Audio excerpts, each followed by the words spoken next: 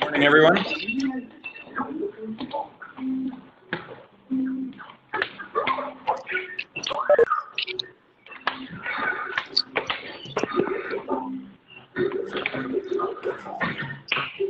Hi, Robin.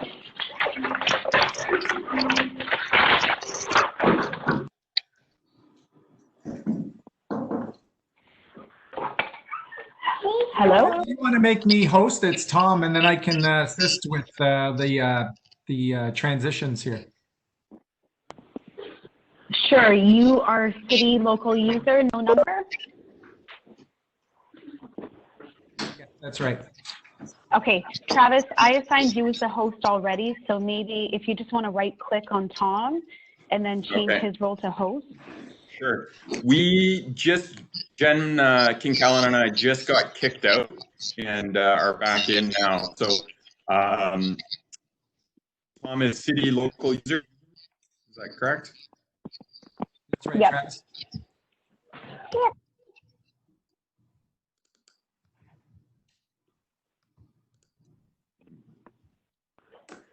Just so everyone's aware as well, the live streaming isn't working right now, so we're just going to record the meeting.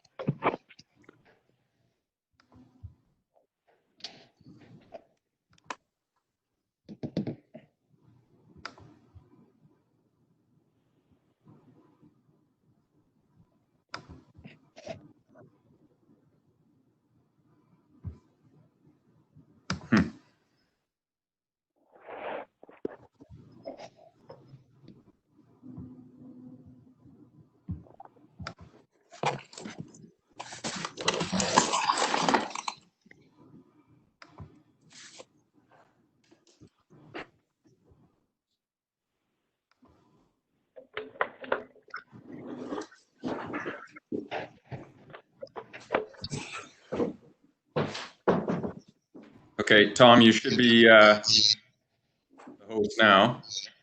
Yeah, thank you.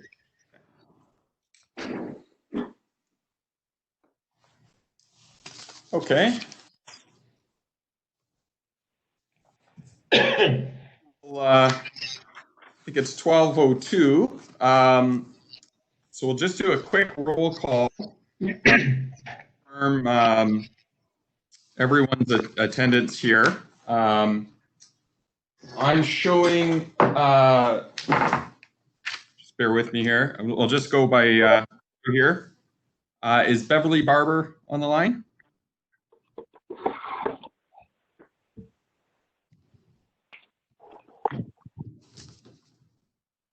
Okay, Nick Brash. Here. Rob Duhane. Here. Okay, Lawrence Foster. I'm here. Okay, Tricia Lesnick. I'm here. Perfect. Hi, Tricia. Marini. Hi.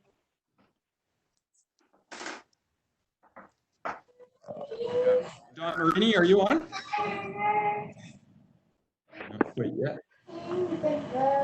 Okay. Leah? Marini? Yeah, I'm here. Excellent. Richard Walker?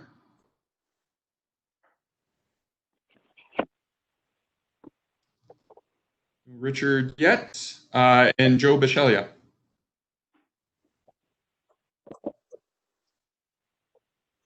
Joe, you might be on mute. I think I saw you on there, unless we've lost you.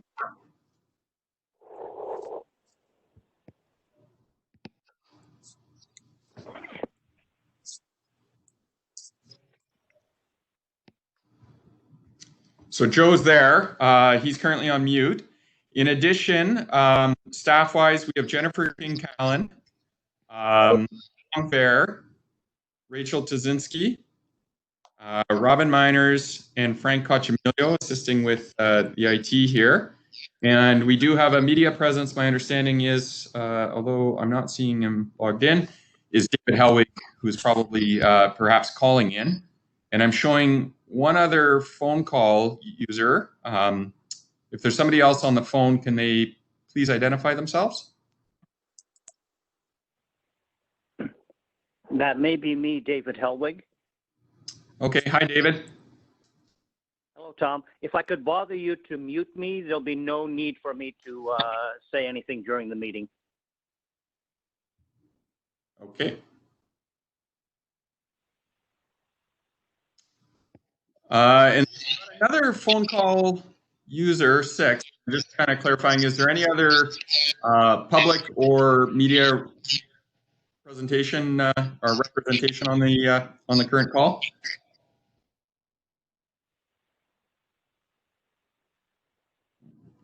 Okay.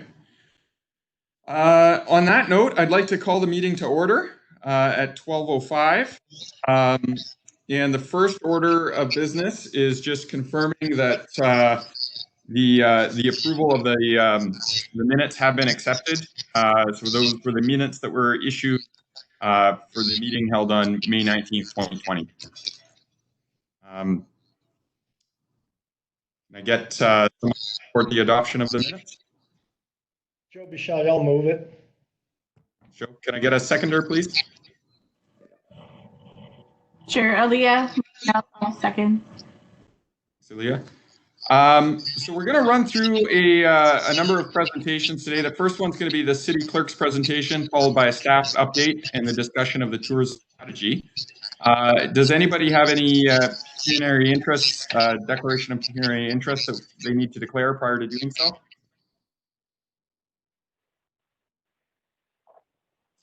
Doesn't sound as though that's the case. So, Rachel, if you're ready, maybe we'll have you lead off with your meeting of procedures of committees of council.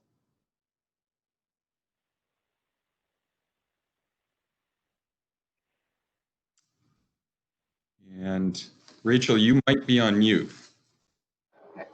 Hang on a second. Just unmuted, Rachel.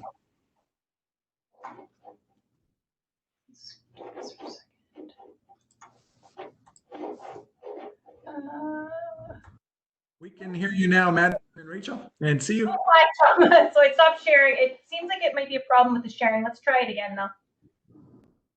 Okay.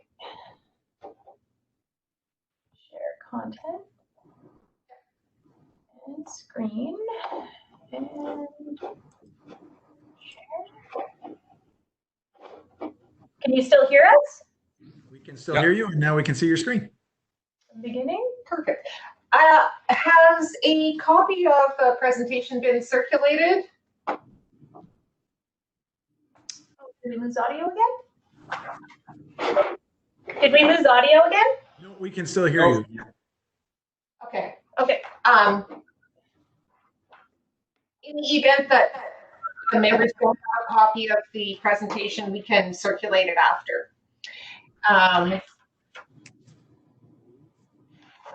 So this is talking about procedures for boards and committees.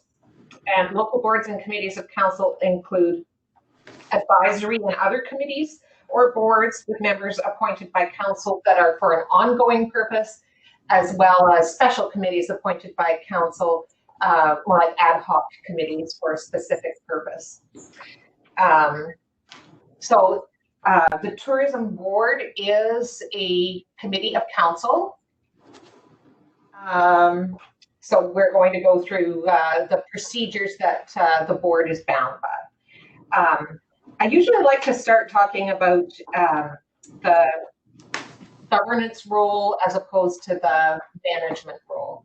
So the board will provide governance in terms of oversight, planning, the big picture stuff, and the operations will be the responsibility of staff.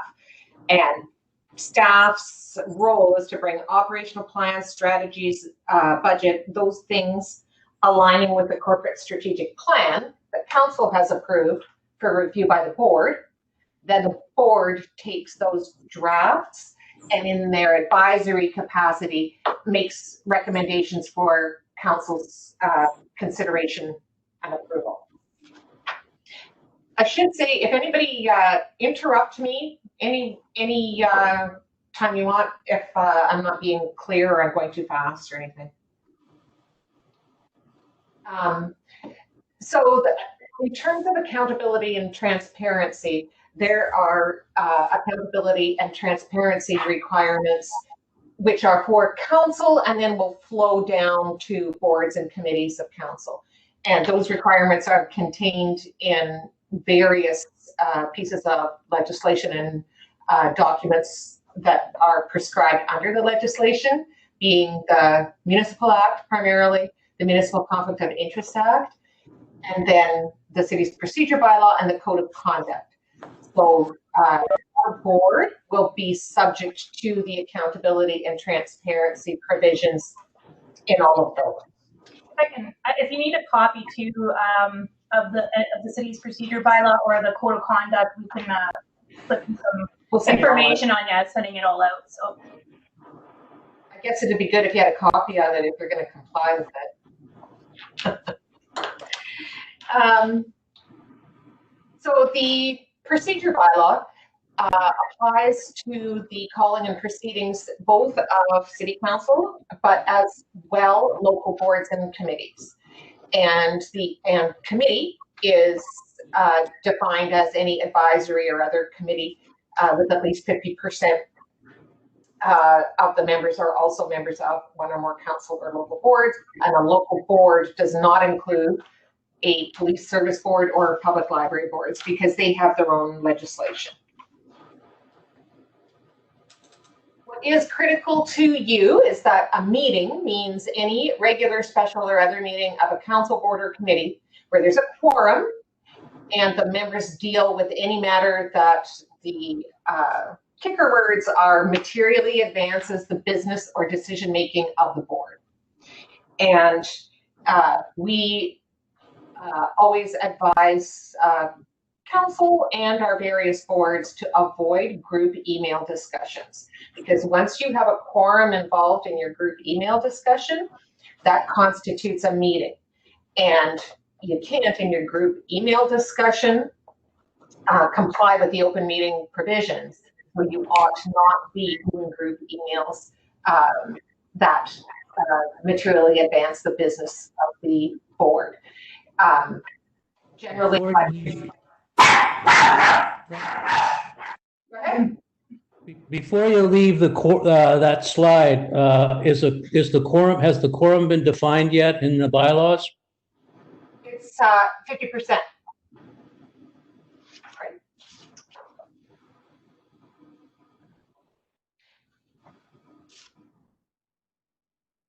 And then we'll talk about quorum as the Municipal Conflict of Interest Act relates to it as we get further on.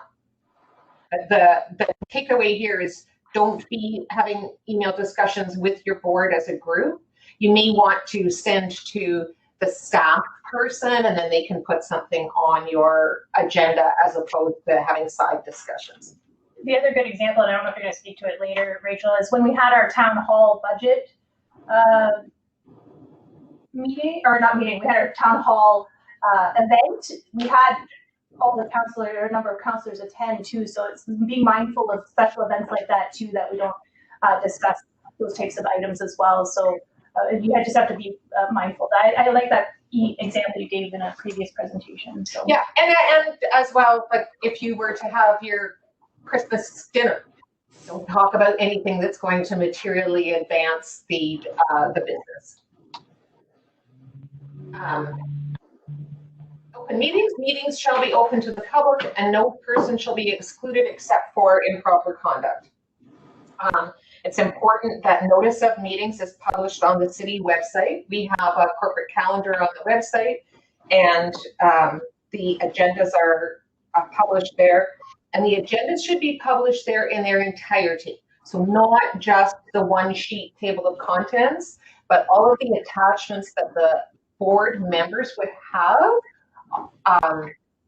except of course anything we'll talk about closed session matters, but all of the open matters that the board members have access to should be posted to the website, as well as minutes posted subsequent to the meeting. We don't post our minutes until they're approved at the subsequent meeting. So we just had our June 8th city council meeting. There was a full agenda on the city website the Friday prior. The minutes of that meeting won't be approved until June 29, so they won't be posted to the June 8 date on the corporate calendar until they're approved. The public is permitted, and public would include media, is permitted to record by video or audio. And as well, subcommittee meetings are subject to the procedure bylaw and open meeting provisions. You'll see some places where boards will try to create subcommittees in an effort to kind of excuse themselves from the procedure bylaw and open meeting provisions of the Municipal Act, and you can't do that. The subcommittees are subject to the same. So again, you would want to be posting notice, full agendas, and allowing access. I did send an email out to Tom and to Travis. I don't know if it was shared with the rest of the board, but we do sometimes have boards who ask if they can have an executive committee of their entity. And the reason that they can't is for the parliamentary reasons that all members should have the same rights. And if you create an executive board, you're creating sort of super members, and that's not permissible because then they have greater rights than their other members. So in this slide, what we've stated is all of the, it's just a cut and paste of section 239(2) of the Municipal Act that sets out the reasons that the board would be able to go into a closed session. And I've got a little note at the bottom just to point out that this section is permissive. It's not prescriptive.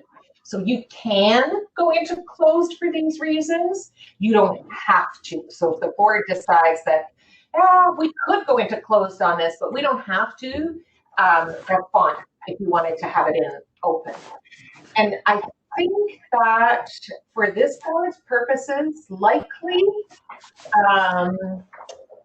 H, I, J, and K are probably where you're going to fall in, where you may have issues that would be more appropriately dealt with in closed, particularly things that are supplied in confidence that could prejudice the competitive position of an entity. Clerks is more than happy to help you wade through where it may be appropriate to be enclosed or not. Legal will also happily give you advice in that respect. You will need in your, if it's determined that it's a proper closed item and it's appropriate to be enclosed, you'd have a motion that says that your board is now going into closed session under the appropriate section or subsection of the Act, and set out the general nature of it, which is sometimes a little bit tricky because you need to set out the general nature, but you don't want to set it out such that it is evident who the group is or what that discussion is going to be. Happy to help out as you move along with that, and as I say, legal as well.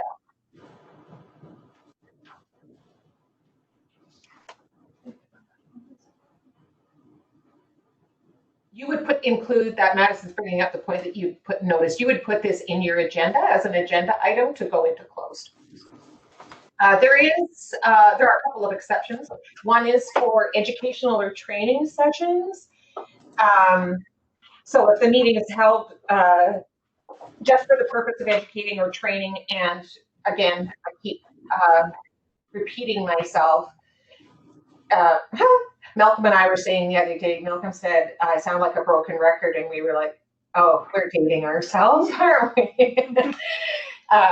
So you can't materially advance the business or decision-making of the board. I would just say to that, I mean, it's good for your board to know that that is appropriate to have educational training sessions in closed. Malcolm and I have both taken the position that, sure, you can, but why would you? The things that you want to train your board on, you know, what would be the harm of the media or the public observing that? And we find that when we did a meeting for council some time ago to explain to them how the corporate strategic planning sessions would work and sort of the theory behind it and that sort of thing, we were like, why not let the media come? They'll find it intensely boring, but our philosophy is to be open unless absolutely necessary, but certainly you can if you choose to. The Municipal Act provides that a person can make a complaint to the provincial ombudsman for investigations into an improperly closed session. And if that happens, then the ombudsman does an investigation, provides a report. If they found that the entity did meet improperly in closed session, they'll make recommendations as to what one might do to not find oneself in such a situation again. The report of the ombudsman is a public document, and then in your case, and it's my best hope that it never happens, but if such an investigation happened, then the board passes a resolution as to how it intends to address the report. We haven't, it's been a long time since we had a closed meeting investigation. Your agenda is set by your chair in consultation with your staff resource person. Should be posted to the city website at least 24 hours in advance, including all the attachments. We find a week is ideal, but the 24 hours is your absolute. Corporate communications will post that on your behalf, and your staff resource can liaise with corporate communications to get that up on the corporate calendar on the website. Business is considered in the order set forth in the agenda. However, the chair can vary that. And any member can ask that a motion is placed on the agenda, provided they have a seconder. So if somebody wants to introduce something that you're not going to get the support of another member as a seconder, it doesn't go on the agenda. Rules of conduct and debate, the chair presides. You'll see when we circulate the procedure bylaw, there are a lot of, I don't know what to say, very detailed procedural matters in the bylaw. What your meetings would be held in committee of the whole, so that you don't have to address the chair or address another staff member through the chair and all of those sort of rigid rules. Committee of the whole allows the rules to be relaxed so that you can speak more than once to an item and that sort of thing. It makes your meeting flow better for the kind of entity that you have, rather than talking about points of order and all that sort of thing. A member shall not disobey the provisions of the procedure bylaw or a decision of the chair on questions of order order or interpretation or breach parliamentary decorum. Again, I don't think this is something that you'd have to be terribly concerned about. People treat each other with respect and respect decisions of the chair. Motions are in writing. The operative clause commences with the words resolved that. So you'll often have like the recitals that say why you want to have the motion, but the operative clause is resolved that the report of such and such dated concerning B received and that whatever the approval is. As well, those motions have to be moved and seconded. And a member who wishes to introduce a motion that's not on the agenda. So you have your agenda out for today. If somebody on your board was like, oh, I want a motion that we go and do such and such. If it's of a substantive nature, it doesn't get added into this agenda. It's introduced as a notice of motion, which says essentially, I'm giving notice that I want this motion on the July, whatever the next meeting. So the notice of motion is read at this meeting, but the motion isn't debated or heard at this meeting. I had a question come yesterday about motions, and I thought maybe I could ask you, Rachel, on if you had a couple of examples on when a motion would be necessary or required, like what kind of action items that would, or what kind of, you know, if it's, I'm not sure about the budget here, but if it was an expenditure or if it was a support resolution or motion supporting something, or if you had a few, I think I may talk a bit about that when we talk about minutes. Okay.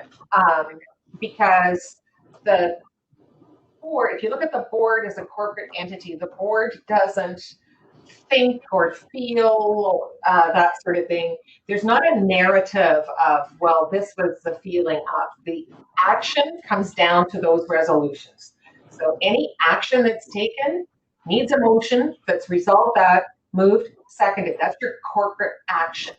All of the discussion around how you got there is irrelevant to your corporate record. You're welcome.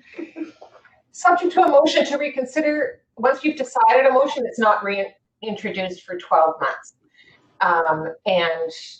That's put in so that you don't have, somebody doesn't like how something turned out, you don't get to keep banging that drum. You've got to wait for 12 months. You can have a motion to reconsider within that 12 months as long as it's moved by a member who voted with the prevailing side. So essentially somebody who's now changing their mind. The seconder is either somebody who voted with the prevailing side or somebody who is absent. If you run into these, we are at your service to help you move your way through it. I always like this one because sometimes you just want to flash that slide in the middle of a meeting that went down a country road. So with respect to quorum, the mayor is an ex officio member of all committees, but he's not counted in quorum. No business is to be considered unless a quorum is present. The quorum is a majority of members. If it's lost during the meeting, so if somebody has an appointment or whatever and leaves the meeting and you lose quorum, the meeting's over. Having said that, you don't lose quorum by virtue of declaration of conflict of interest. And when I move into the discussion about Municipal Conflict of Interest Act, so if you've got quorum and you have something that's specific to a hotel that one of you is the owner or employee of, you've declared that conflict, now it goes below quorum, you won't lose quorum because of the conflict, unless you get to 2. So in terms of administration, the secretary, that's essentially your staff resource person, will keep the minutes. And the Municipal Act requires that minutes are kept without note or comment. So that speaks to what I was speaking about earlier in terms of narrative minutes that say, Mary thought this and John thought maybe we would do something else. That's note or comment. The only record in your minutes is the motion, because that's what the corporate action was. That staff resource person, as I said, would provide notice of meetings, arrange to have minutes and agenda posted to website, and perform clerical functions as required by the board. There's a common misconception that chairs, or in some cases heads of council, don't vote. The chair does have a vote. Sometimes you'll see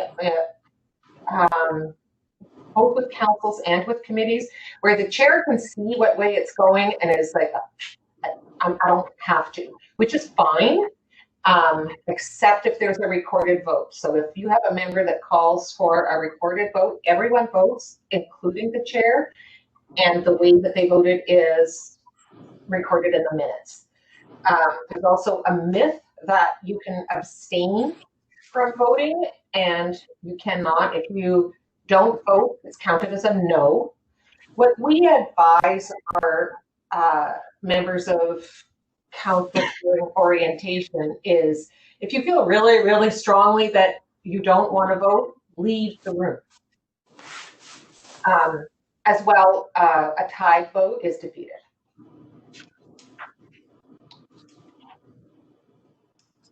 So the Municipal Conflict of Interest Act provides that where a member has a pecuniary, so financial interest, whether it's direct or indirect, and they're present at the meeting, they need to disclose the general, their interest in the general nature thereof before the matter is considered. They don't take part in the discussion. They certainly don't vote. Fairly recent amendments have required that there is a written disclosure of the conflict, and that your staff resource person would then keep a registry of those disclosures, which is available for public review. If the member has a conflict, they're not to attempt in any way, whether it's before, during, or after the meeting, to influence the voting. And that interest extends to the interest of family members. In a closed session, the member must leave. In an open session, they can stay as long as they don't participate. Some members choose to leave during an open for optics, but just so you know, you don't have to. If it's closed, you do. With respect to closed, the declaration, you declare the conflict, you don't have to declare the general nature. And we are happy to provide insight and that sort of thing as you work your way through this. If a member's absent from a meeting where there is a matter that they've had a conflict, they should declare it at the first meeting afterwards. And that disclosure is recorded in the minutes. I already talked about if you've got your quorum, you lose it because of declared conflicts, you don't lose your quorum. I'm just going to go on to just the indirect pecuniary interest, and maybe we can have a broader discussion. So when we say direct pecuniary interest, it's a direct financial interest in the matter.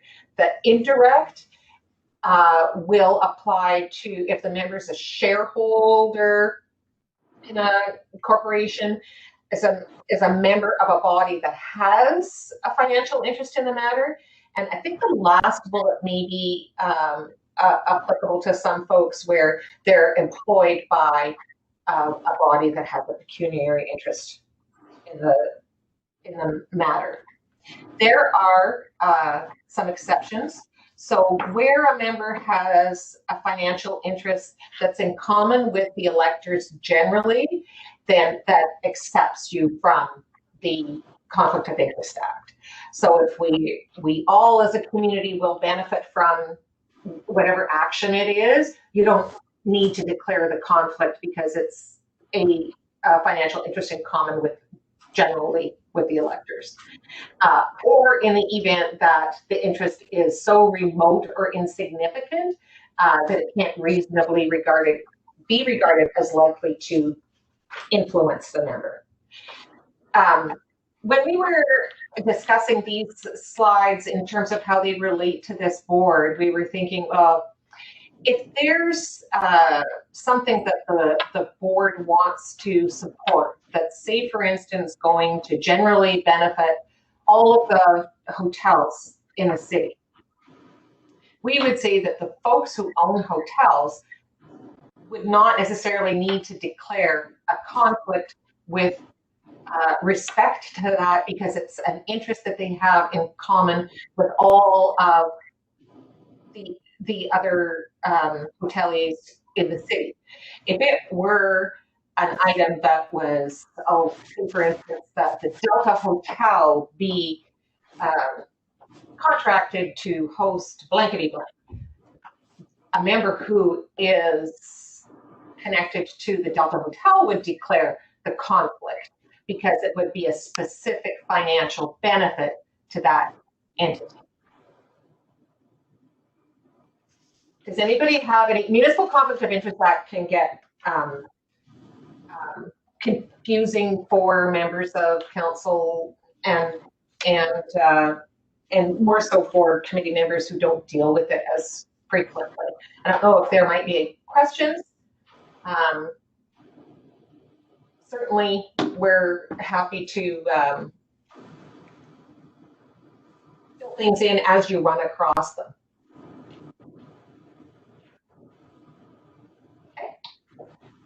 The Code of Conduct, Municipal Act requires that a Code of Conduct be established for councils, committees, and local boards. So council's Code of Conduct does cascade down to boards.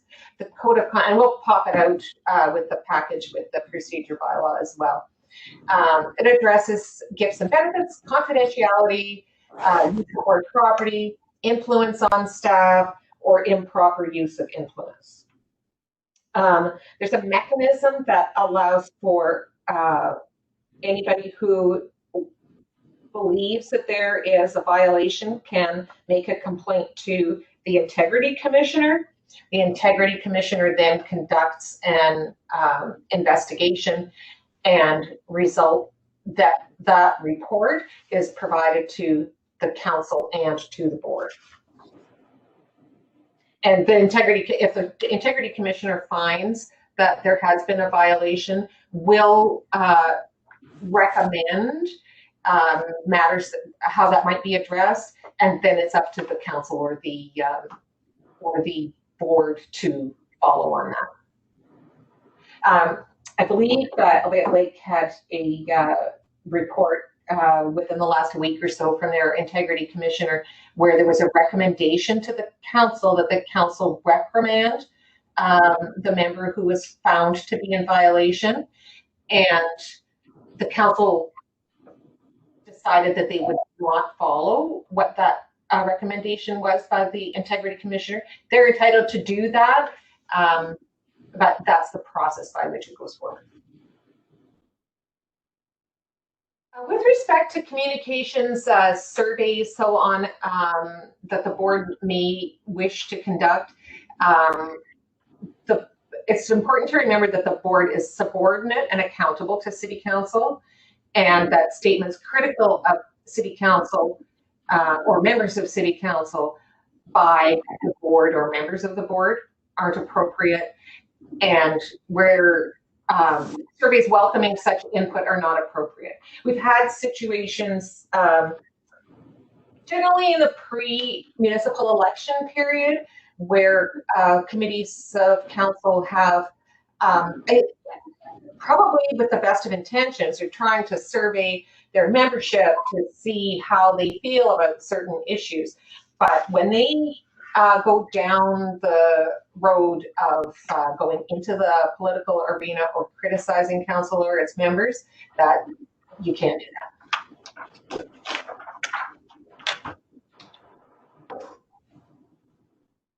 I know that's a lot of information. If there's any questions now, happy to take them. If there's questions that folks might have afterwards and after we talk out the document, we're more than happy to help, and we're always here to help guide, interpret.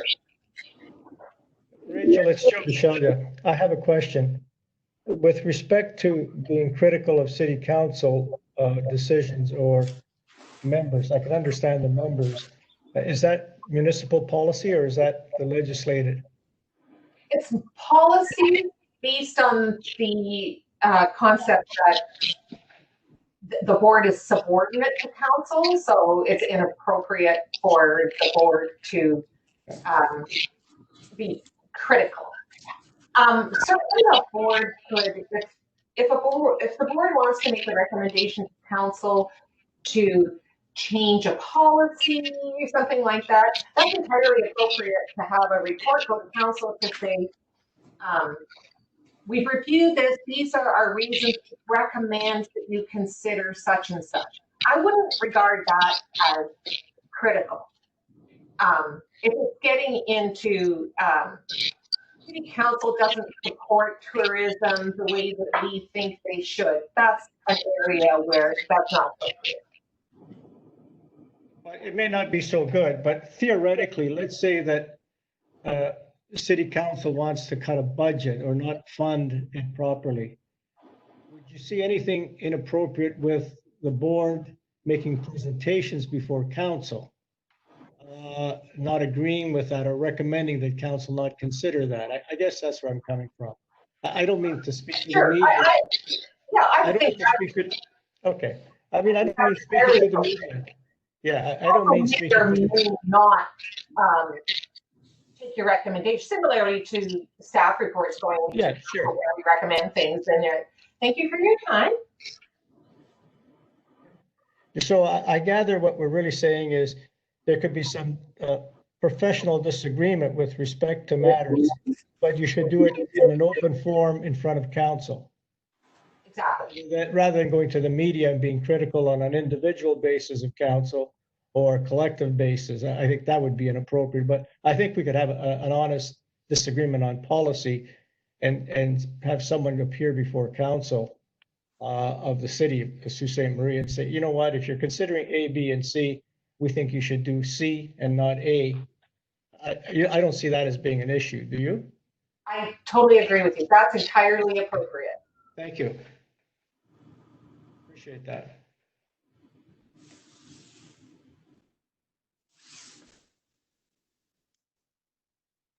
Any further questions for Rachel or Madison? I just wanted to add, Travis, I just wanted to thank Rachel and Madison for putting on the presentation. We thought it important, especially at the starting of the board, that we have this presentation and everyone become familiar with that. And for most intents and purposes, staff are going to be doing the notices and posting the notices and taking care of all that, so the board won't have to worry about that. But we did want to make sure that everyone was, aware of that, and they can be resources to us going forward if we have any questions. And I think we just wanted to make sure we're getting off on the right foot with the board here. And I guess the only other thing I would say is it's sort of our preface that we always give when we do these presentations to boards and committees. Our intent is not to be a barrier. We just want you to be aware of kind of what the parameters are, recognizing that this is a world that we as civil servants live in and private sector don't, and we're here to help. Great. Thank you so much, Rachel and Madison. We appreciate that. Peace out.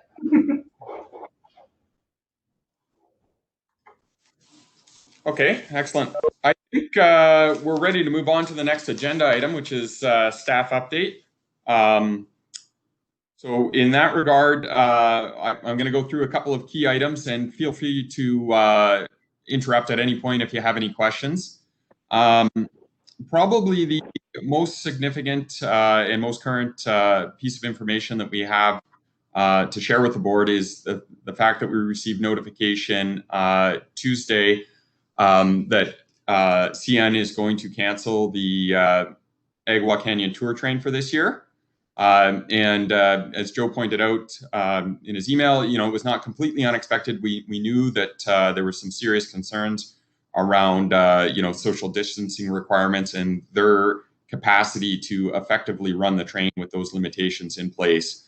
That being said, it is still obviously a significant loss to our tourism economy here, and obviously to the hotels, hospitality sector, and the cultural attractions that we have in the community. We typically see close to 30,000 visitors for that train on an annual basis, with the bulk coming in September and October. And certainly after the the painful start for this year, we were hoping to get some of those visitors to the community. We have been on the phone quite regularly and in correspondence both with the feds and the province, through FedNor and NOHFC and with our partners at Destination Northern Ontario and our other regional tourism organizations to really get the message out that we need to, ideally we'd like to see some stimulus funding here that would be made available to the hotel and hospitality sector, particularly locally here. We're continuing to work with our partners to try to get that message through.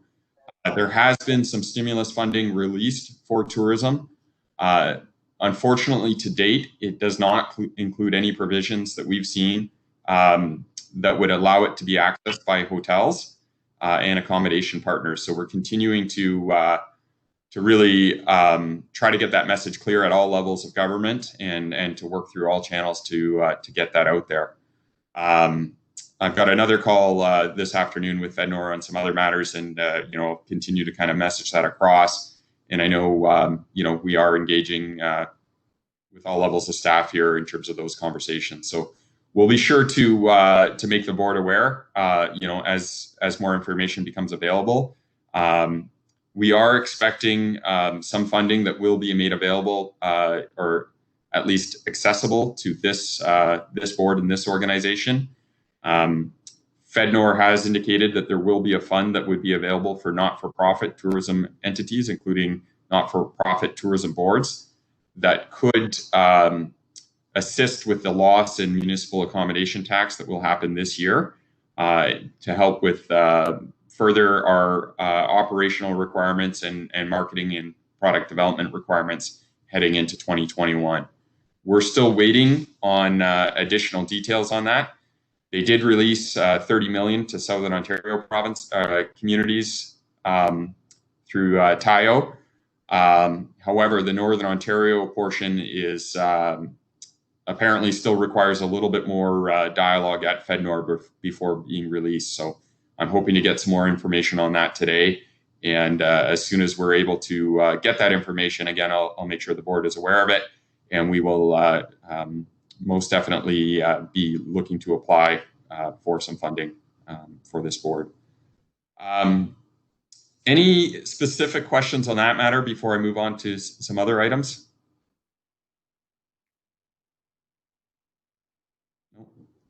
Okay. Travis and Tom, is that given the fact that we have limitations at the border, given the facts that our attractions are being cut down, to what extent, if any, and how much money do we really need in 2020?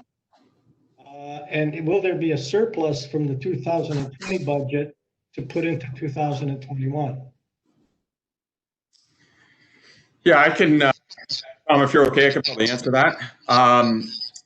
Joe, right now what we're trying to do, is keep some of our budgets that we had planned for 2020, keep some of that powder dry and move them into 2021.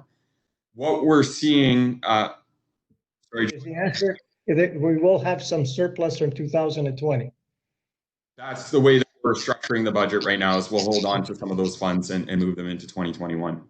Thank you.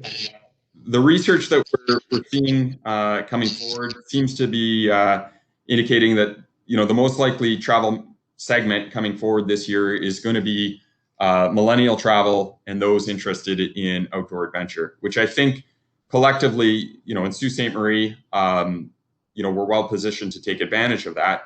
But we suspect that the numbers obviously will be lower than what we would have seen for the train. So we are going to move forward with some of our marketing plans. We've kicked off a piece of work with Village Media that begins this month and will target regional travel. So the indication seems to be that people are looking for travel that's in close proximity, 3 to 5 hours. What we're hoping to do is capitalize on that with their 14 regional locations that they have throughout Ontario to get the message across that we have some great outdoor adventure opportunities here and really push that forward. We are also going to proceed with a revised destination marketing strategy, and we've got an RFP out for that work right now. That work will commence later this summer and will include the collection of photo assets and video assets that will position us to better take advantage of the marketing once the time is right. Following that, and in conjunction with that, we see hopefully we'll continue to monitor the public health trends, but we see a good opportunity heading into this winter to come out with a really strong winter campaign and position Sault Ste. Marie as the top tier location for winter fun, including downhill skiing and cross country skiing, snowmobiling, and what have you. And that's going to be one of our core focuses this year. The real question then is, to what extent, if any, would this board be involved in assisting in the planning of that, as opposed to it being totally a staff issue? Yeah. I mean, to me, that's the real critical part of what is that this board is going to be doing. If staff is doing all of that, is it going to pass it on in terms of review, discussion, or whatever? Or is it just going to be dumped and dealt with without board involvement? It's sort of, I'm trying to feel out here where we are in terms of how we can serve the community and where staff is and how we can interact in that to that extent. Certainly. My perspective is that we are going to be coming to the board with input on this strategy going forward and looking at the resources that we have around the table. The primary reason why they were selected is so that we can get your expertise and advice as we move these initiatives forward. So I would see us being fairly well integrated in terms of that as we move these plans. I mean, you talk about a marketing strategy within 3 to 5 hours of Sault Ste. Marie, Ontario. That may have a lot of merit. It may have little merit, or perhaps money not well spent at this point in time on anything in that area. Maybe we should wait till the snow comes and spend more money when the snow flies. I don't know. But I mean, is that discussion going to happen, or could it happen? I'm trying to understand where we are as a board in terms of involvement in tourism planning. Sure. In light of the very strange and difficult times that we're in, the budget and the program that we had decided in late 2019, just throw it out the window now. I mean, it's really not there for us anymore. Yeah, certainly. I think we should sort of, get the lines of communication clear now, because if we're not going to be involved in that, I don't know, what we're doing on this board. Mm-hmm. Tom, speak to that matter specifically. Yeah, for sure. I mean, I think, Joe, our intention is the board is going to, I'm going to mute that. Our intention is the board is going to see these, the plans and then the materials in advance and be able to provide their comment and input into those things. And let us know if you think we're going off track or course correct. But we agree with you. That's the purpose of the board. That's why you folks are around the table here. Thank you very much, Tom. Thank you very much, Travis. Thank you. Okay, so in terms of just some other aspects there, just some other items that we are working on. Obviously the marketing is one, and we've discussed that. We are working on I think kind of more critical now than ever is the need to de-risk our tourism industry locally here and to diversify our tourism offerings. So again, we are continuing to move forward with the mountain bike trail development. We've concluded the field portion of the trail master plan. We will be moving forward with construction of that later this summer, most likely end of July or August, pending receipt of the tenders for that work.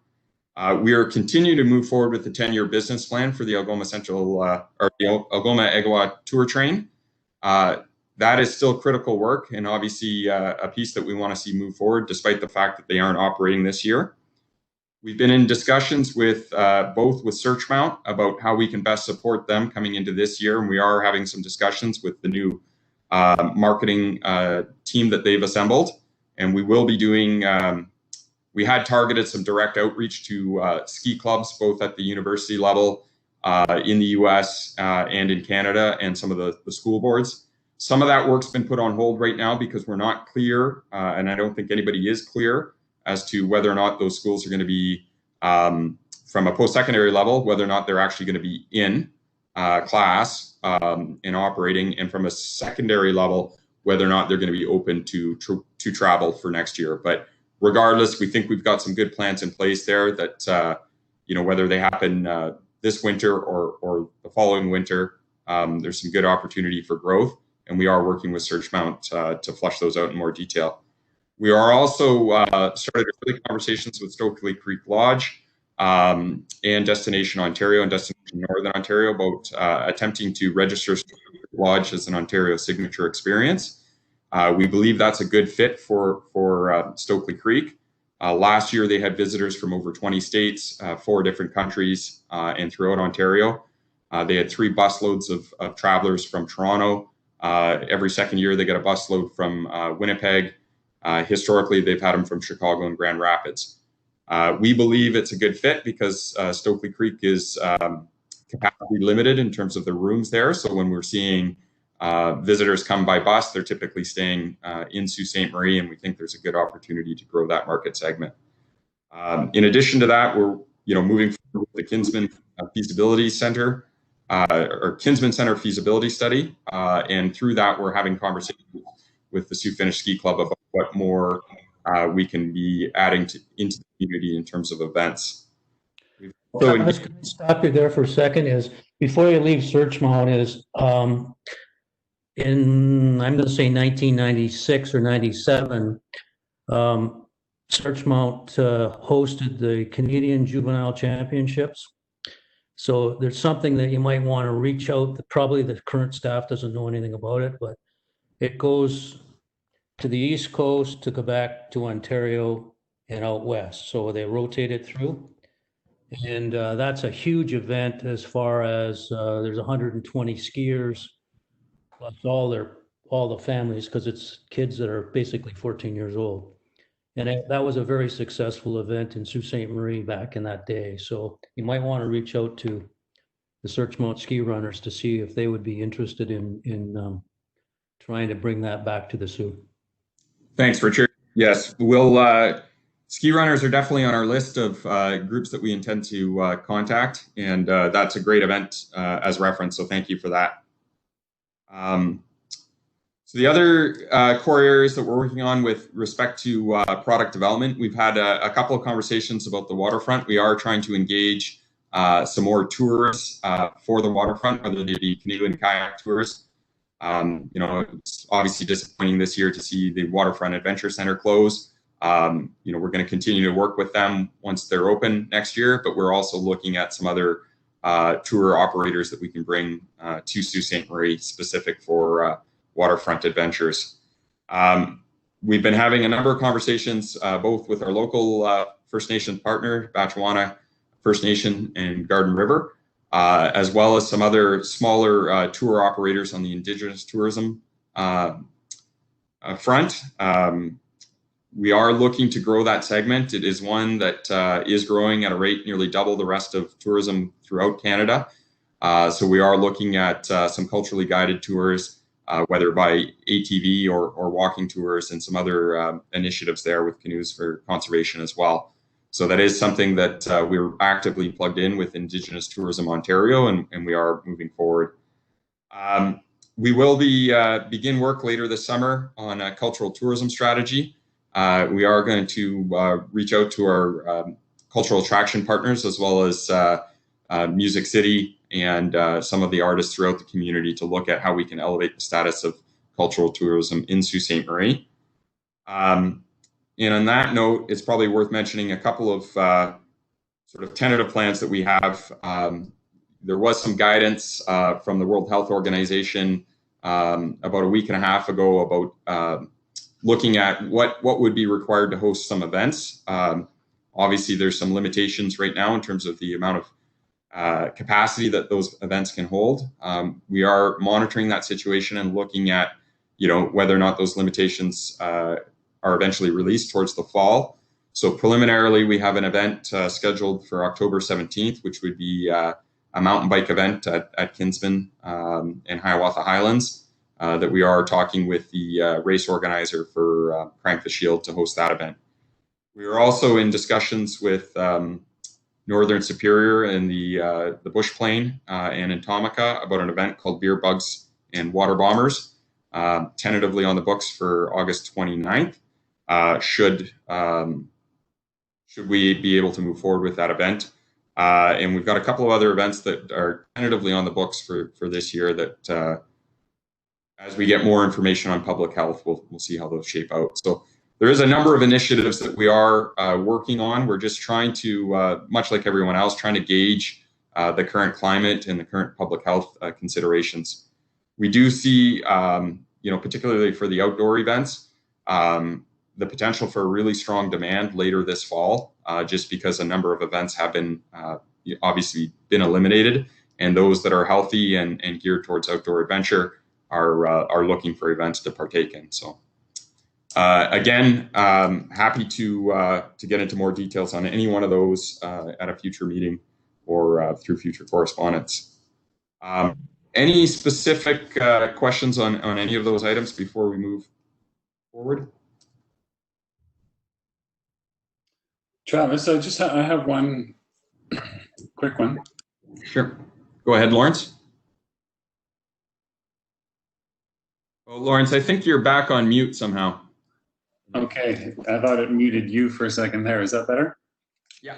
Okay. With you mentioned millennials coming up and more into self-guided adventures. So I'm just thinking out loud, and forgive my ignorance here with the hotels, but do the hotels, do you send out packages to the hotels saying, here's how to support these people, secure storage for bikes and paddle boards, kayaks, packed lunches, like a good food package that they can take and cook on their own while they're on the trail, like some sort of packaged event? Yeah, that's an excellent question, Lawrence.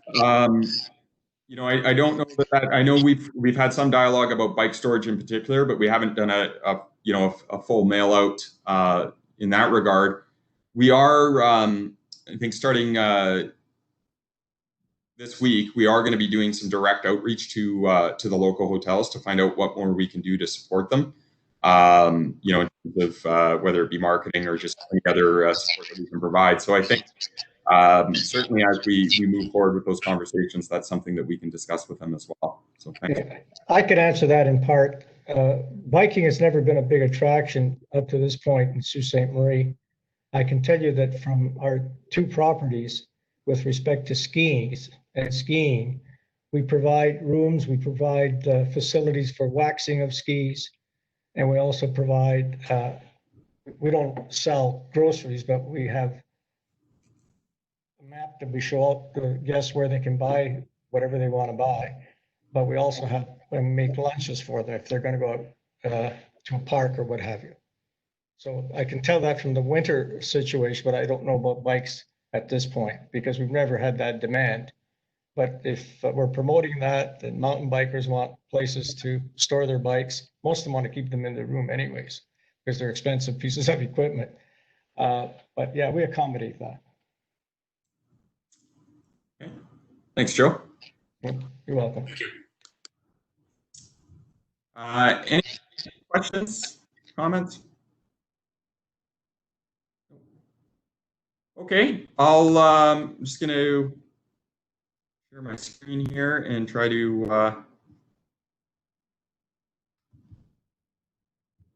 get the PowerPoint up.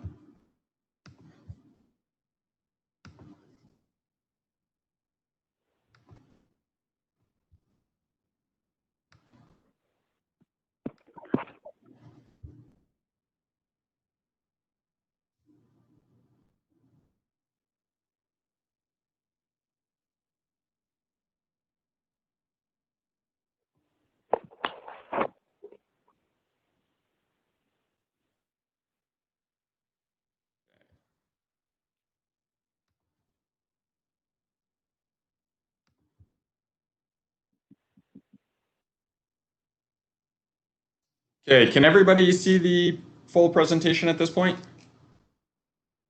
Yeah, we can see it now. Okay, so by doing this, I have lost sight of anybody here, so bear with me.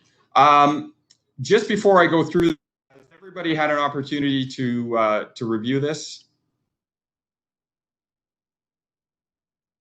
And if not, just happy to give an overview, or if there's any particular items that people want to discuss. But I think just broadly, we've talked about this previously.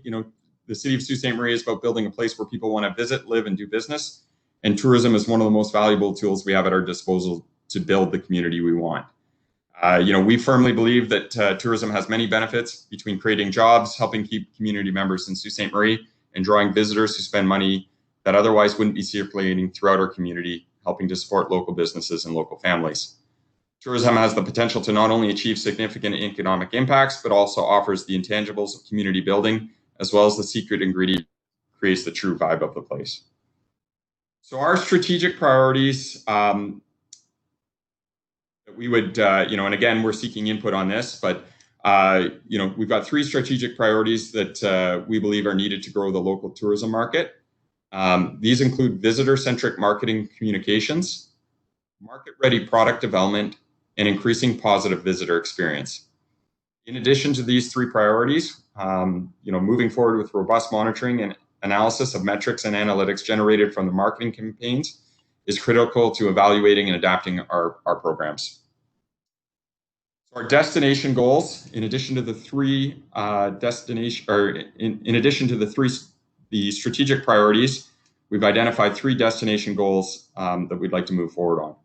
One is increasing the total contribution to the visitor economy by increasing the number of visitors, the duration of their stay, and repeat visits to Sault Ste. Marie.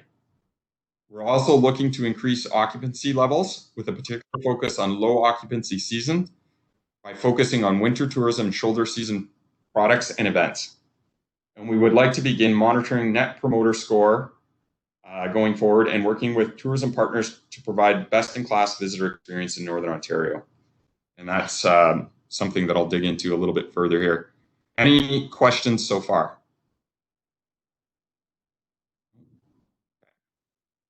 So in terms of Sault Ste. Marie's opportunity, we believe that certainly Sault Ste. Marie is surrounded by ancient mountains, inland seas, and steeped in rich history and culture. Sault Ste. Marie is uniquely positioned to capitalize on growing demand by travelers seeking new, authentic, and off-the-beaten-path experiences. And I think no more so than this year, we are seeing a heavy demand for this. And what we're seeing, both in terms of the research that was provided, had an opportunity to look at some reports in terms of the analysis of U.S. demand for travel to Ontario. And through that and some of the work that we were doing through Future Sault Ste. Marie in terms of some of the marketing promotional material that we move forward with, what we're seeing is really strong interest in any imagery or any messaging around Sault Ste. Marie that presents itself in a way that is unique to Ontario and unique to the Midwest.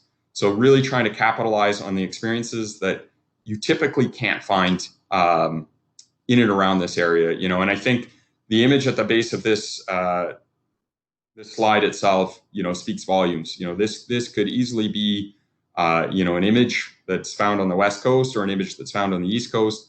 It certainly doesn't look like Ontario or the Midwest to most viewers. And it is something that we're seeing a really strong interest, both in terms of on a social media front, the amount of shares that we've had from some upper tier publications, and also the interest that we're getting from engagement in terms of the marketing that we're seeing. Some of the documents that I've looked at, was reflecting on the drop in U.S. visitation to Ontario, and the general sentiment was kind of been there, done that. There's a common perception that the terrain that they're seeing, and I think this is primarily geared towards Southern Ontario, is very similar to what they have in their home states.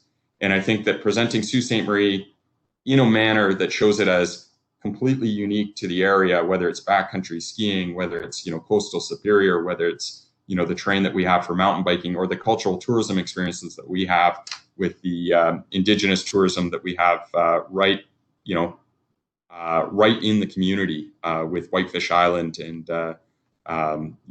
the power that we have with boating here, I think is really what's going to resonate with visitors going forward. So Sault Ste. Marie's boating spirit and sense of place is our key feature, and one that will set us apart from our competitors in Ontario and Midwest. The rich history of our community, coupled with the natural beauty and untapped outdoor adventure, has provided us with all the assets we need to be a premier global tourism destination. The key is now to develop and implement a cohesive strategy so we can capitalize on our gift of place. In terms of visitor-centric approach, we're finding through the research through Destination and DNO that modern travelers are seeking personalized experiences, and it's critical that we transition our product development and marketing communications to a visitor-centric approach. Efforts must be made going forward to identify those ideal guests whose profile, demographic, and psychographics are more readily aligned with the attractions and experience that Sault Ste. Marie has to offer. We need to know the benefits the travelers are seeking, the attitudes, the values, the motivations for travel, and the demographic profile, and then tailor our marketing and product development approach accordingly. Visitor experience should be at the center of our marketing design. The marketing approach should cater to their passions and ultimately have the authentic feeling of personalization. That's something that we're seeing, across the board as a huge trend in terms of really drilling down into what the best bet markets are, and then tailoring our itineraries, whether they're 2 to 3 day itineraries for weekend travel or longer stays specific to those groups. So some of the best bet target markets that were identified by Destination Ontario and Ontario Tourism Marketing Partnership in 2017 through 2020 through the Northern Ontario Marketing Strategy included connected explorers. So this is the younger sort of millennial crowd looking to escape, from larger urban centers, typically traveling without kids, enjoying authentic experiences, strong interest in adventure, and a desire to escape the everyday. Right now, coming out of this, or still dealing with COVID, this has been identified as the strongest market segment. So we're looking, with some of the marketing that we are doing for this, summer fall, would be more geared towards this crowd. So it's definitely going to have a younger look and feel to it. Up and coming explorers. So these are young, affluent families looking to explore and learn as a family. This group includes a high percentage of new Canadians who are looking to explore attractions and adventures in the outdoors and really experience things that they haven't experienced yet in terms of their time in Canada. Knowledge seekers, couples aged 55 plus who are nearing retirement. These are empty nesters looking to expand their minds through cultural experiences and understanding the places that they visit. So really, I think long-term, a good market segment, in terms of some of the cultural tourism and Indigenous tourism, as well as coastal Superior. Unfortunately for this year, this is a market segment that would be on the higher risk, with COVID-19, and early indication is, they're probably not going to be traveling to the levels that they were historically. And then nature lovers, families with kids wanting to explore the outdoors. Traveling for them is about exploring places off the beaten path and awe-inspiring nature. So again, we might see an uptick in this group, certainly looking to explore coastal Superior and some of the offerings that we have here. But they may be more inclined this year to focus on camping experiences rather than hotels and conventional accommodations. So again, this is just some imagery around our sort of marketing communication. So going forward, I think it's key to really include all of our marketing is really showing people the experiences so they can start to envision themselves in that. So, I know in the past, some of the marketing has been more about the natural beauty, maybe limited the amount of people or no people, period, in them. Going forward, we're going to be looking to evolve that marketing to really show people enjoying the experiences that can be found here. For this year in particular, I think we'll probably shy away from anything with large crowds depicted in them, but definitely presenting people with the visuals on how they can come up and participate in this area. Any questions at this point? It's Joe. I have a question. Sure.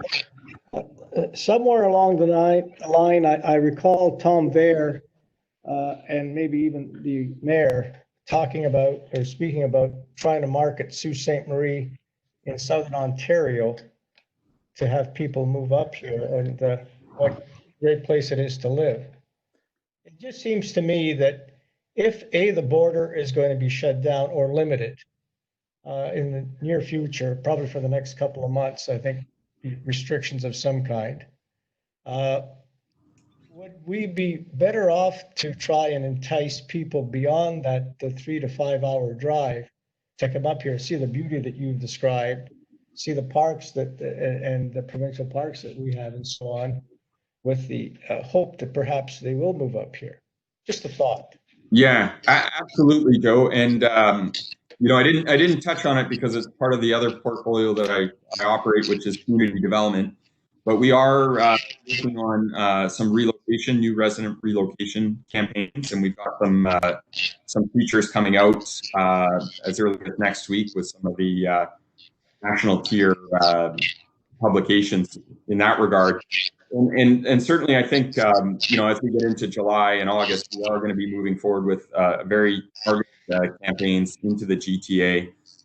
Once their phase 2 is open and once they're able to travel and it's safe to do so, I think targeting into the GTA is going to be something that we look at. Sure. And once the publications come out next week around the new resident attraction, I'll be sure to share with the board as well. Travis, it's Richard. The question is, maybe this will tie in back with Joe's comment on marketing. Do we have any numbers or percentages as far as where our tourists are coming from? Do we know whether it's within 3 hours, how much is from the States, etc.? We do. I mean, I think locally here, we're still around 80% Ontario, 20% from Michigan and from the U.S. That's a little bit different when you go out into the region with Algoma country. They're seeing numbers because a lot of those individuals are going to fishing lodges and what have you. We're, I think, really trying to nail down some of the metrics for exactly where those people are originating from. I know we did a bit of a deep dive in terms of research on snowmobile tourism, and the largest percentage of travelers in that region is between Windsor and Toronto and the London area. I think we're going to do a little bit of a deeper dive, and we're trying to work with our partners such as Churchtown and Stokely to find out exactly where their market segments are coming from and how we grow that. The train, historically, that's been fairly easy because we get a lot of the tour buses, and we can work with those routes specifically to address that. But some of the shoulder season travel and the winter season travel, we've got to get a better handle on precisely where those are coming from so that we can tailor our marketing accordingly. So it is something on the books for this year to do a deeper dive into that. There's a secondary question to that, and you sort of just touched on it, is most of the tour buses that I see have older people, for lack of a better word. And so when you're talking about your strategy there, it's probably not the older people that are looking for the outdoor experience. So I don't know how that's all going to jive together. Yeah, I mean, I think from the Ontario best bet market segment, the 55 plus crowd that they were looking at were still fairly mobile, and they were looking at sort of more of the cultural experiences. We know we get a whole different segment for the train. That group is definitely older, and same with the cruise ships that are coming into the community. So there's some specific marketing for those groups. In terms of the segment identified through the Ontario strategy, I think those ones are a bit more mobile. So definitely we'll be kind of tailoring our marketing specifically for those two groups in different ways. I think the real kind of kernel of knowledge there that we're looking at is, historically, a lot of the marketing would be marketing for one and for all with a common approach. And what we're transitioning to is probably more specific marketing dependent on the demographic and the market segment. So not all ads, necessarily, or not all publications are going to be going after all groups. We may pick some specific publications to target the younger demographics, and then look at, a different set of publications to market for the older demographics, and the imagery and the itineraries are likely going to be different as well. So it's going to be a little bit more specific in terms of our approach going forward. Sorry, did somebody else? No? Okay.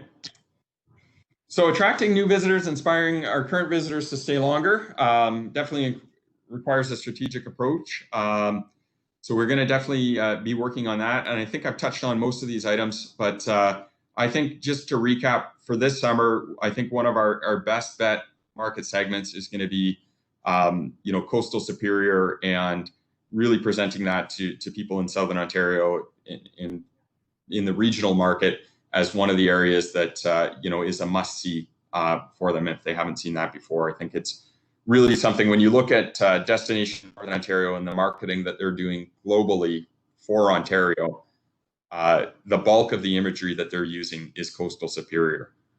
So I think we've got, we are in a good position in terms of strategically where we're located and the assets that we do have here. Again, just some more imagery about some of the marketing communications. And I think it's critical here. So the next item is product development. So we're going to focus on our high potential growth markets and build up both the hard and soft infrastructure with industry partners to ensure that products are ready to accept travelers. And when I talk about building out hard and soft infrastructure, so that could be some of the physical infrastructure that they need at their facilities. And the soft infrastructure might be the marketing, whether it's social media marketing or other type of marketing that we work with them on. So looking at destination drivers, these are the experiences that are major motivators by which consumers choose a destination. We had a workshop early this year before I came on board, but I was part of it, looking at what the key destination drivers for Sault Ste. Marie are. And obviously the Agua tour train is one, Searchmount Resort, Hiawatha, and Stokely Creek Lodge. St. Mary's Rapids is a big destination driver for those that fish throughout the Midwest. Coastal Lake Superior, and then festivals, events, and conferences. Unfortunately, I think from what we're hearing from the research coming out of the federal tourism agencies and the provincial tourism agencies, is we think the conference segment is going to be impacted for well into 2021 and potentially beyond. But we are predicting a rebound in 2021 and onward, looking at sports tournaments and events. I know Nick here on the line, and obviously we were sad to see UT Stokely not proceed this year. We completely support and endorse that decision. But definitely events like UT Stokely, I think, are really critical in terms of destination drivers for the area. We've identified potential growth markets, including mountain biking, snowmobiling, Indigenous tourism, and the cruise ship products as well. So just on that. The other key aspect, and I think this one is really critical and perhaps understated, is trip enhancers. So these represent the vast majority of visitor experience and products in the urban context. These attractions serve a critical role in extending visitors' length of stay and the impact to the community. Really, one of the largest tourist segments throughout Northern Ontario and even throughout Canada is the family and friends visitor travel segment. And if you think just about your own family or your own network of friends, you think about how many visitors come up to the Soo, whether they're brothers, sisters, parents, kids, etc., or friends that are visiting you, that come to the Soo and perhaps stay at your household or stay out at a cottage and what have you. And the opportunity to really tap into that segment to get them out to our key trip enhancers, is really critical in terms of bringing more money into the community. And, we just looked at our tourism, our visitor days last year were 61,000 visitor days total. And even if you could encourage an additional $20 spend of those visitors, you're looking at, roughly 1.2 million. And the amount of visitors that come from family and friends dwarf the number of visitors days that we have locally here. So if we could, get people out to Mill Square, to the Bush Plain, to Ermitinger, to some of the breweries, the restaurants, what have you, there's a good opportunity to get that money back into the community. So I think looking to work with some of these trip enhancers and really working with them to assist them in terms of their offerings, their marketing, making sure that we're really promoting these assets as a community, and then looking for ways to grow the market, including through the development of the downtown plaza and some of the offerings that we're going to have there. The public art has been really well received. The murals that we've done to date, we're going to hopefully expand upon those. The ability to incorporate those into walking tours, tying in the breweries and the other cultural attractions, I think are really important. And then really looking at, our waterfront and what we can do to engage people on the waterfront going forward, I think is critical. And I think that's really significant work going forward. There's a lot of people that will come to the community, whether to use the train or to ski at Searchmount or to come up to go biking or hiking or what have you. But if you've got, some really great attractions and patios and restaurants, they're more inclined to spend, whether it's another night or half a day or what have you, any amount of time that we can keep him here longer means more money in the local community. Travis, do you mind if I? Sorry, I'll sit back. You buzzed first. It's just a here. These are great. I'm really excited to see this part of the slide and then understand a little bit more.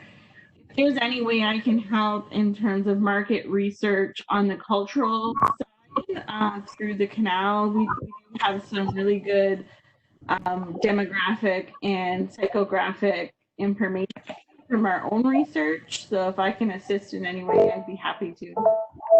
Absolutely, Ilya. We'll reach out after the call because we are starting to prep some of the background work for the cultural tourism strategy. So definitely working with you to get some of that information incorporated, and however we can support the canal going forward would be great.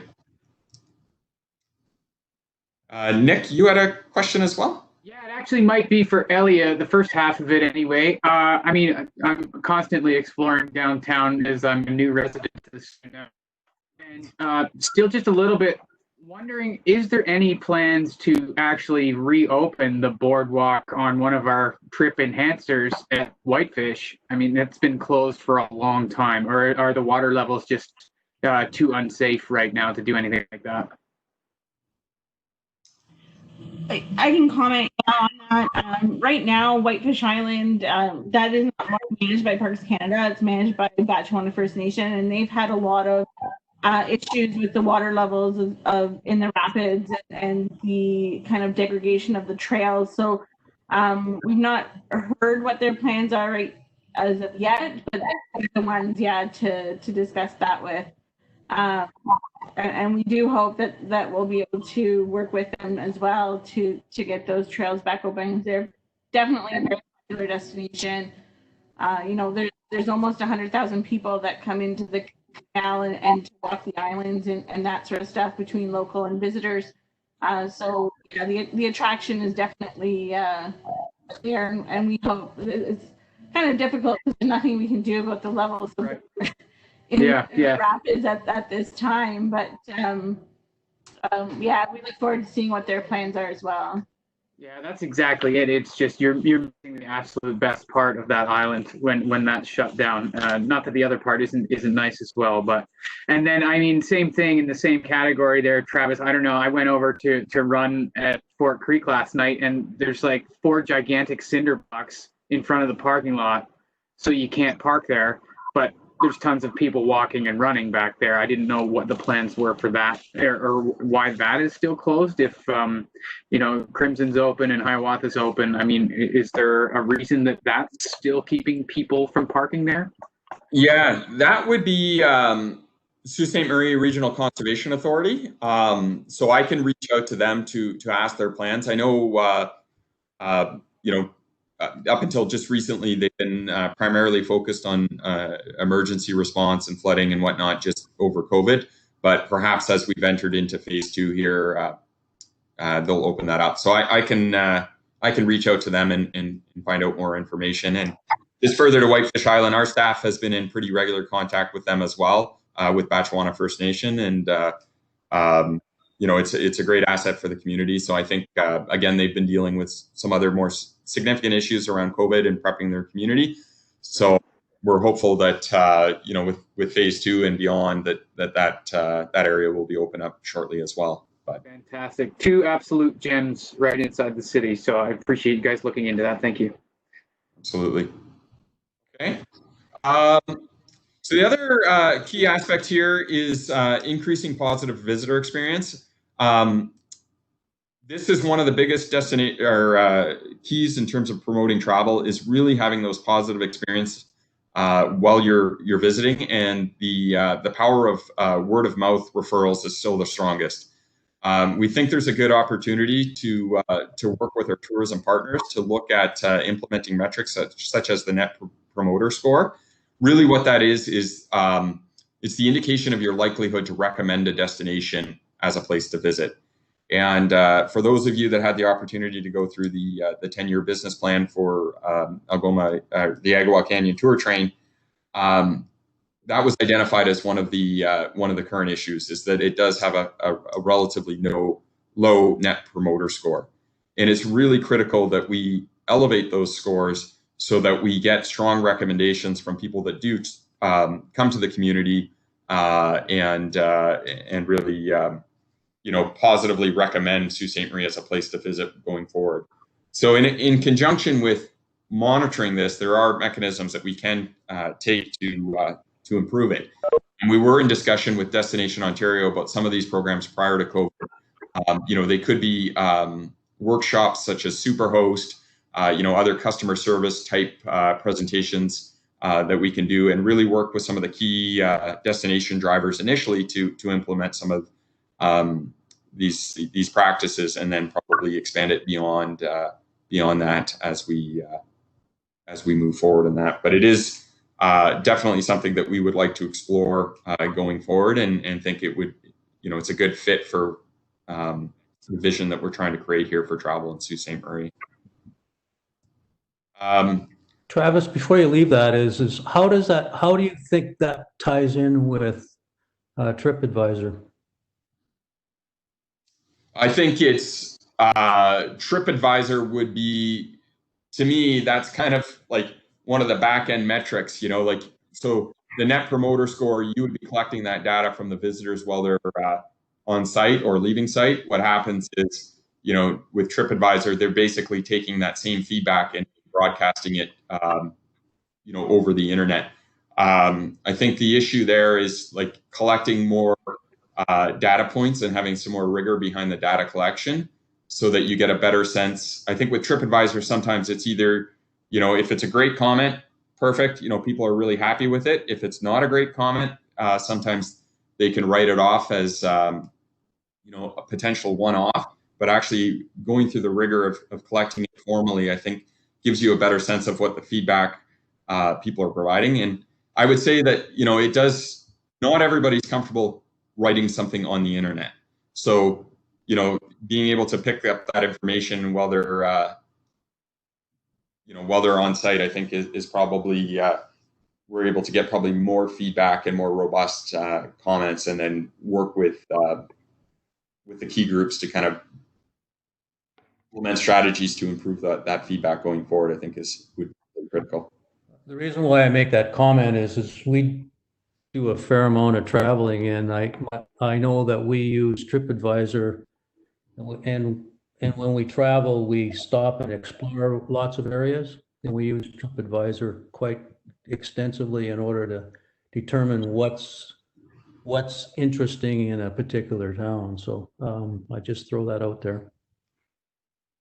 Absolutely. And I think if we can build upon the net promoter score, then definitely across the board, our TripAdvisor scores should be higher collectively. So I'm not going to get into really the specifics on the metrics, because I noticed we're now close to 1:30, which was tentatively the time that we had proposed ending this meeting. That being said, I'd like to ask if there's any particular questions. I know we ran a little bit late with the city clerk's discussion and whatnot, so gives some opportunity here for people to provide any feedback at this point in terms of the strategy, or if you'd like to do it by email or through other correspondence, feel free. But just open it up to any questions.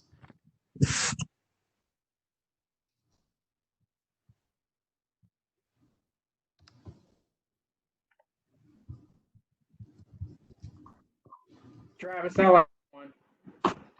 What is the proper forum, and early in the first presentation, but for bringing ideas to the board about potential initiatives for tourism?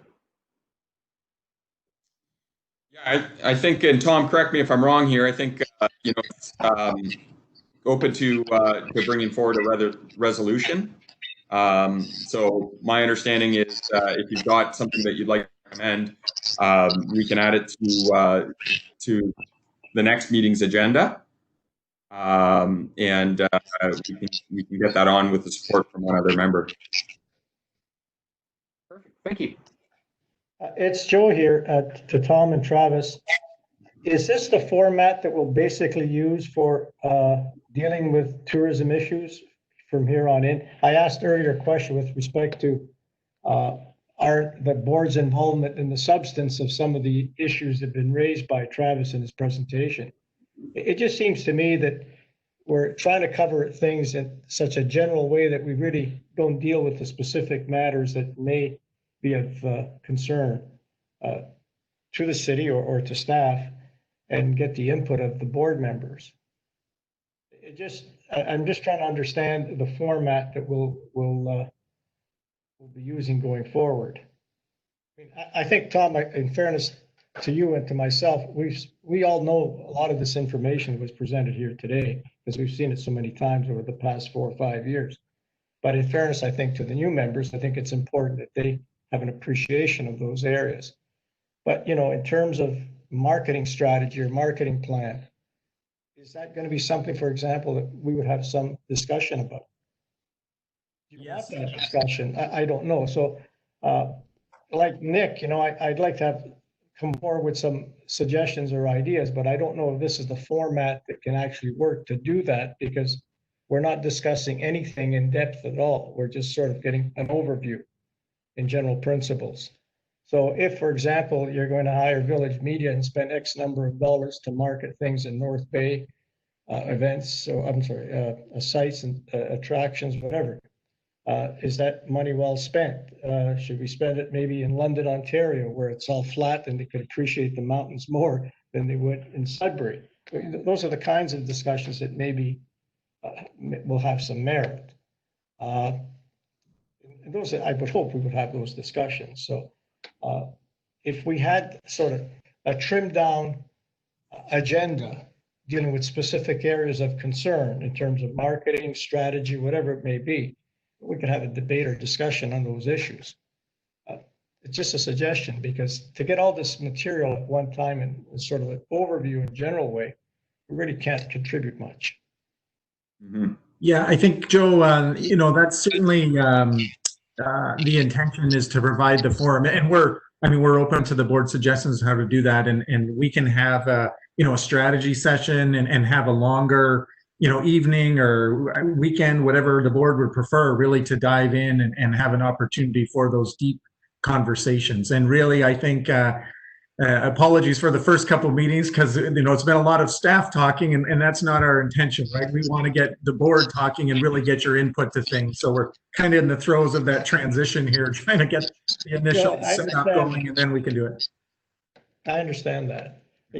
I think we could have a very healthy discussion on short-term marketing strategy during the COVID period in the next 12 to 24 months. And bearing in mind the big picture, that would be worthwhile having, or the winter attractions. And we tried to market to snow machine operators and clubs and so on. Forget the States, they don't come up here that much. They do come up. The problem is they don't have passports. They don't want passports. So we have a border issue there. So we're better off to try and get people out of London, where it's, they don't have as much snow as we have, and bring them up here, because we tried marketing that in the States.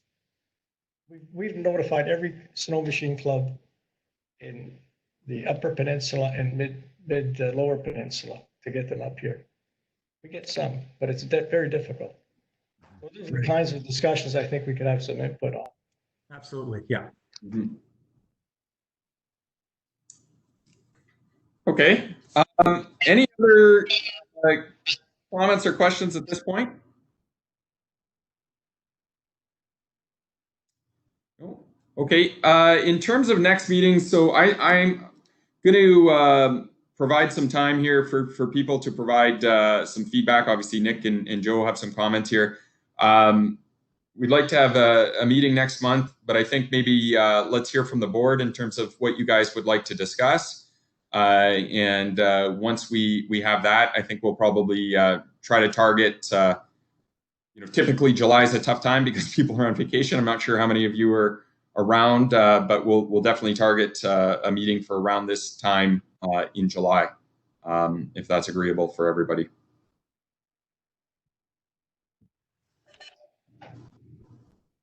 It's Joe here. I think we should have a discussion, if we can give any assistance in terms of marketing of the city and area for the winter season. Okay. Because I think, we might have some good ideas in that respect. You talked about Stokely, we talked about Searchmount.